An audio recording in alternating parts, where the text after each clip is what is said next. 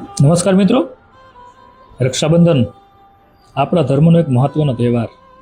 એના ઘણા બધા ઐતિહાસિક મહત્વ છે કે દ્રૌપદીજીએ કૃષ્ણ ભગવાનને રક્ષાસૂત્ર બાંધેલું. 1905માં બંગાળના ભાગલા પડેલા ત્યારે રવિન્દ્રનાથ ટાગોરે રાખડી બાંધી અને એકતાના પ્રતીક રૂપે આ તહેવાર ઉજવવાની અપીલ કરેલી. મેવાડના રાણી કર્ણાવતી હુમાયુને રાખડી મોકલે. ત્યાર પછી સિકંદર જ્યારે ભારતમાં યુદ્ધ કરવા આવ્યો ત્યારે સિકંદરની પત્ની રોક્સાના પોરસને રાખડી મોકલે અને સિકંદરને જીવતદાન મળે.